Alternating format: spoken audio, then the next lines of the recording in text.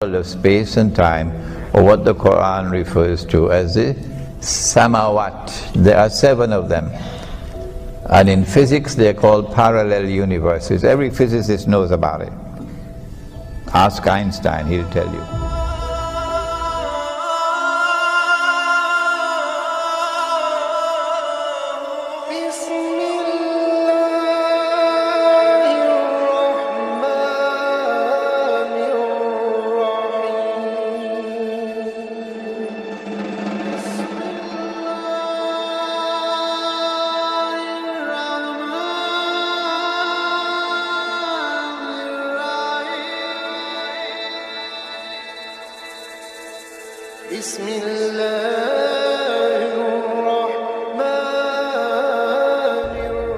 For some 600 years, no one knew until the Quran came down. Was it no, they did not succeed in killing him? No, they did not succeed in crucifying him. Allah made it appear that he was crucified. How did Allah make it appear that he was crucified? Now kindly listen carefully. Allah says, وَلَكِنْ شُبِّهَ لَهُمْ. Allah made it appear like that. For some mysterious reason, sometimes located in a book that was spirited out of the Vatican 100 years ago, called the Gospel of Barnabas. Anything that comes out of the Vatican, I would take it with a pinch of salt. Put a little vinegar with it as well. How did Allah make it appear that Nabi Isa alayhi salam was crucified when he was not? The answer is there in the Quran. In Surah Ali Imran, the 3rd surah of the Quran, and again in Surah Al-Ma'idah, the 5th surah of the Quran. Allah uses the word wafat. Wafat in this context, means taking the soul. Governments don't take your soul. The World Bank can't take your soul. Only an angel can take your soul. Won't you agree with me? Only an angel. And Allah instructs the angel to take your soul. So, in this context, the implication is that Allah took the soul of Nabi Isa alayhi salam. Is it possible that he took the soul and returned it? Is that possible? In Surah Al-Zumar of the Quran, Allah explains, and I'm going slowly now because this is so important for Islamic eschatology. This is the pivot of Islamic eschatology. Islamic eschatology revolves around this point. In Surah Al-Zumar of the Quran, Allah says, بَعَدَ أَعُوذُ بِاللَّهِ مِنَ الشَّيْطَانِ الرَّجِيمِ اللَّهُ يَتَوَفَّى الْأَنفُسَ حِينَ مَوْتِهَا. Allah takes the souls at the time of maut. Maut is death. وَالَّتِي لَمْ تَمُتْ فِي مَنَامِهَا. And those whose souls are not taken while they are awake, Allah takes the souls while you are asleep. فَيُمْسِكُ الَّتِي قَضَى عَلَيْهَا الْمَوْتِ.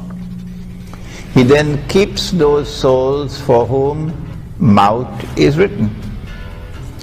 Death is ordained. وَيُرْسِلُ الْأُخْرَى إِلَى أَجَلٍ مُسَمَّى. And for those for whom maut is not yet written, Allah returns the souls. We know from this verse one form, namely sleep, in which Allah does this. He takes your soul and He returns it. This may not be the only one, but this is one. That while you're asleep, He takes your souls. This is the context in which the word wafat is used in both Surah Ali Imran and Surah Ma'idah. This is the context that Allah took the soul. If He took the soul and He did not return it, then Nabi Isa alayhi salam died. He was crucified. But Allah says, no, they did not succeed in crucifying Him. They did not crucify Him. They did not kill Him. And so there's only one possible explanation left. And that is that after Allah took the soul, and they were now convinced that He was dead, and they took down the body. Some Muslims don't want to hear that. No, because they have this fairy tale interpretation of the Quran that no, Jesus, Nabi Isa alayhi salam was never put on the cross.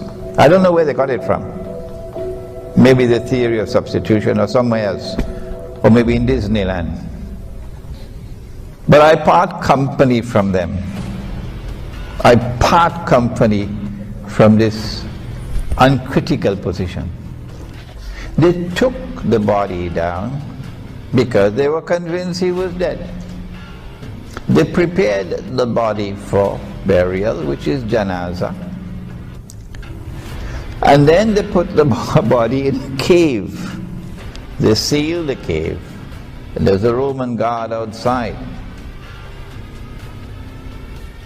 Then Allah returned the soul. So he did not die. So the soul has been returned to the body, not to Chicago. The soul has been returned to the body. So when the soul is returned to the body, you would wake up. You stand up, wouldn't it? I mean, why is this subject so difficult for some people to understand? So he's now alive. He never died. But if they know he's alive, they're going to come after him again. So then Allah raised him, body and soul, everything. Allah raised him the way He raised Nabi Muhammad alayhi salatu wasalam in the Isra and Miraj, the nocturnal journey. Raising in the sense of taking him from this material universe into other worlds of space and time. Meaning that Nabi Isa alayhi salam, the Prophet Jesus, is no longer in our world of space and time, no longer in our material universe. He has now been transported into another world of space and time, or what the Quran refers to as the samawat. There are 7 of them. And in physics they're called parallel universes. Every physicist knows about it. Ask Einstein, he'll tell you.